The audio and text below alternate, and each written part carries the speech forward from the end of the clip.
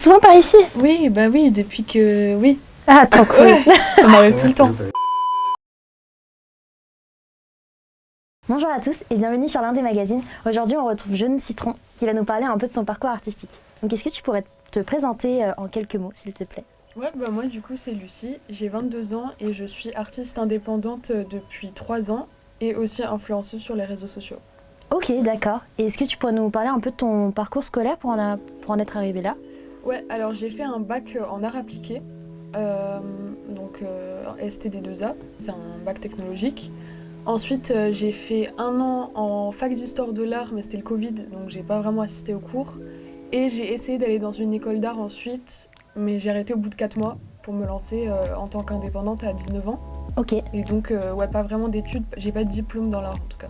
ok, ça marche. Du coup, tu t'es formée toute seule dans ce que tu fais aujourd'hui. Ouais, c'est ça. Mais en fait, je me suis formée un peu toute ma vie parce que j'ai commencé à dessiner quand j'étais toute petite et ça m'a appris des choses jusqu'à maintenant. J'utilise toujours des choses que j'ai apprises avant.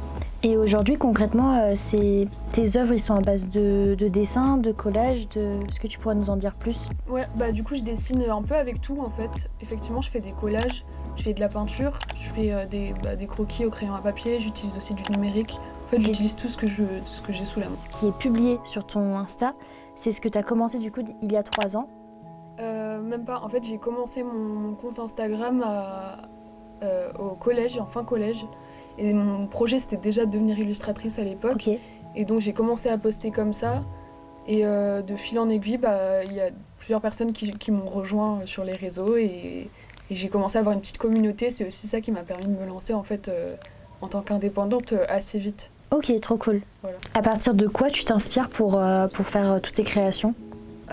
Souvent, mes créations, elles sont inspirées de mon enfance, de mes souvenirs et aussi de mes ressentis de tous les jours. D'accord. Voilà. D'accord, donc tu as vraiment un monde très coloré. Mm. Ok. Qu'est-ce qui t'a permis de te lancer dans ce domaine? Qu'est-ce qui t'a donné envie vraiment d'en faire ton métier et après d'en vivre de ta passion finalement? Bah déjà j'étais pas scolaire du tout, donc pour moi faire des études c'était même pas une option. Comme je l'ai dit, j'ai essayé mais ça a pas duré longtemps. Et ouais, du coup dans tous les cas j'étais un peu vouée à un parcours un peu atypique, on va dire, Ouais. parce que c'était pas mon truc. Les métiers plus traditionnels, pareil, ça me plaisait pas trop. Et donc être indépendante, ça me permettait vraiment de faire ce que je voulais moi, et c'est vraiment le mode de vie que je voulais. Donc j'ai un peu été guidée vers ça parce que Ouais. c'est mon tempérament quoi. Et est-ce que tu as eu des modèles autour de toi, par exemple de la famille ou un artiste en particulier qui t'a vraiment donné envie de faire la même chose? En fait non. Dans ma famille, il y a beaucoup de personnes qui ont fait beaucoup d'études, donc Ok. et des études un peu théoriques, donc de la médecine, ce genre de choses. Et donc des études longues. J'étais un peu... Non, franchement, j'avais pas de modèle là-dedans. Ok. Après, sur Internet, je suivais quand même des gens qui faisaient de l'art, et ça m'a inspirée. Et ça m'a montré aussi que c'était possible, mais c'était surtout des Américains. Ouais, ok.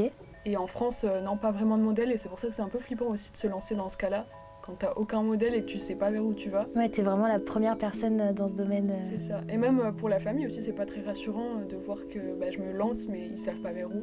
Et j'ai vu sur les réseaux, du coup sur Instagram, que tu avais environ 18 000 followers. Est-ce que du coup c'est surtout des Français, donc par exemple de Toulouse, qui te suivent, ou il y a un peu de partout, des artistes un peu d'ailleurs, à l'étranger ou pas? Moi, dans ma vie, j'ai beaucoup déménagé, donc en fait, à chaque fois, je me suis fait un peu un réseau dans les villes où j'ai été. Donc effectivement, oui, il y a des gens de Toulouse, il y a des gens de Bordeaux, d'Annecy ou de plein de villes différentes où j'ai vécu. Et après, malheureusement, je peux pas trop toucher un public international parce que ça voudrait dire traduire tous mes posts. Et c'est beaucoup d'énergie, beaucoup de trucs, donc je m'y suis pas mise. Mais il y a quand même quelques personnes à l'international, oui, mais je pense que c'est quand même basé en France majoritairement. Ouais. Ok, ça marche. Est-ce que tu pourrais nous en dire plus sur ton œuvre la plus travaillée, celle qui t'a pris le plus de temps? Je pense que une de mes œuvres les plus chronophages, c'est une récente, c'est celle de Young Clark. En fait, c'est une fausse couverture de comics inspirée de Superman, qui est faite en acrylique, avec de la peinture acrylique et des crayons de couleur, et sur un format A3. Et ouais, j'avais jamais fait un aussi gros format tout en peinture d'imagination. Pour cette œuvre-là, j'ai rencontré un modèle, enfin une personne que j'ai prise pour modèle, que j'ai rémunérée, que j'ai fait poser. Et en fait, il y a tout un processus derrière la création qui a été vachement long. J'en ai fait une vidéo sur ma chaîne YouTube où je parle de toute l'imagination du projet, tout le processus de l'idée à la création, quoi. Ok, ça marche. Du coup, tu as travaillé en collaboration avec cette personne pour savoir quelle ambiance et quelle thématique avoir autour de cette création. Bah, en fait, souvent, moi, je suis très inspirée par les gens, par leur visage et ce qu'ils dégagent, etc. Et donc, c'est quelqu'un que j'ai rencontré dans une de mes... En fait, j'ai fait une intervention dans une école d'art. Et c'était un des élèves qui était là, qui avait mon âge, en fait. Et du coup, je lui ai proposé d'être un de mes modèles. Et c'est lui qui m'a inspirée, sans qu'il le veuille, en fait, juste de ce qu'il dégageait pour faire cette illustration. Ok.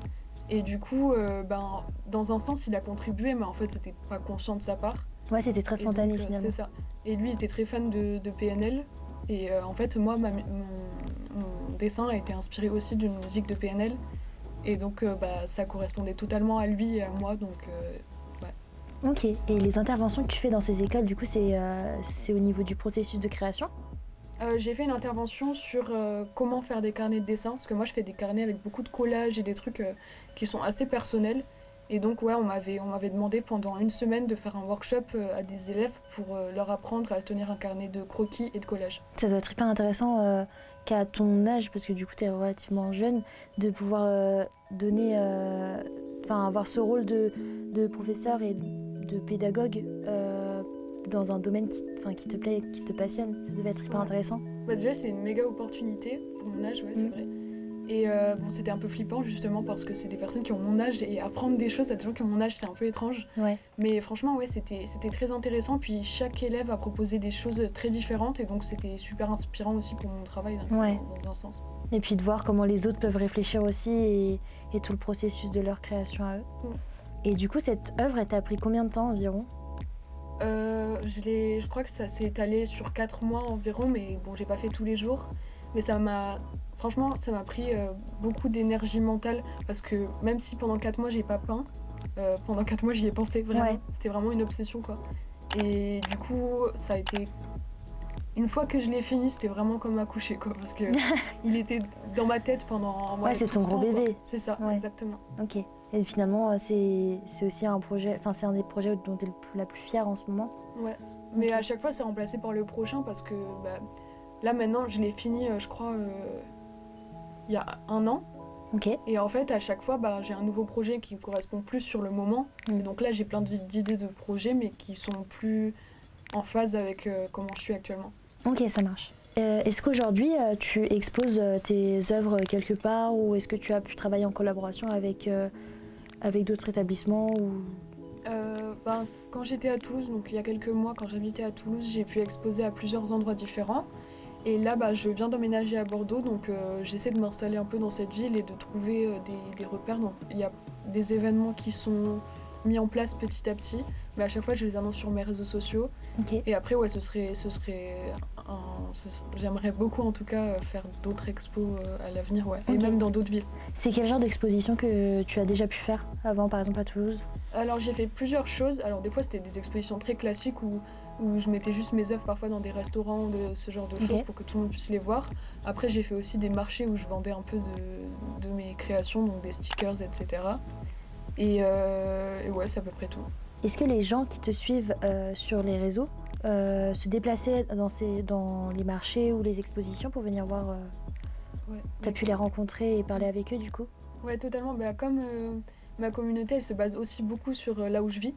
Et en fait, quand je vivais à Toulouse, il y a beaucoup de gens de Toulouse qui savaient que j'étais là et qui venaient. Et donc c'était trop bien parce que c'est un art quand même qui est vachement solitaire. Enfin pour moi, je travaille dans ma chambre toute seule. Et du coup, ça fait vraiment un contraste de rencontrer les gens. Ça change beaucoup parce que tu te rends compte de toutes ces années de travail et des gens... Enfin, le fait que les chiffres soient des gens, en fait, c'est difficile à réaliser quand on est tout seul dans sa chambre. Et du coup, ouais, c'est une super expérience de rencontrer. Mais tu fais aussi la reconnaissance de ton travail. Ça doit être hyper intéressant d'avoir leur retour en plus directement et de savoir que ça plaît et que c'est apprécié. Et est-ce que tu pourrais nous dire où est-ce qu'on pourrait retrouver toutes tes œuvres et où est-ce qu'on pourrait s'en procurer ? Ouais, en fait, j'ai un site internet qui réunit mes réseaux sociaux, mon portfolio et ma boutique en ligne. Okay. Et donc, sur cette boutique en ligne, je propose des collections à thème. Plusieurs fois dans l'année, je l'annonce sur mes réseaux sociaux.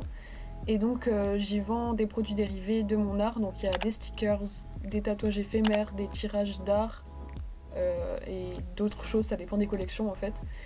Et après on peut aussi acheter mon art en commandant des trucs un peu plus personnalisés. Donc ça en général je prends surtout des demandes de professionnels. Donc, Ok. par exemple des couvertures d'albums et tout, ça m'est déjà arrivé. Ok, trop cool. Et par contre de temps en temps j'accepte quelques commandes de particuliers, mais c'est très rare parce que c'est quand même un peu plus compliqué en général à gérer. Mais oui, je peux toujours faire des petits trucs et dans ces cas-là, on en discute sur Instagram en général. Ok, ça marche. Voilà. Et par rapport aux albums du coup que tu as déjà pu proposer à des professionnels, est-ce que tu as un exemple d'album que tu as pu faire? Oui, bah du coup j'ai fait la couverture d'un single qui s'appelle Ulysse. C'est de Andrei, un chanteur qui fait beaucoup de choses sur TikTok. Et donc c'était pour l'Almada de Rouen. Je sais Ok. pas si je dis n'importe quoi, mais c'est un portrait tout au stylo bic que j'ai fait à partir de photos qu'il m'a envoyé de lui. Et voilà, et c'est un truc qui me plaît beaucoup parce que j'adore associer l'art à la musique, donc enfin le dessin à la Trop musique. Voilà.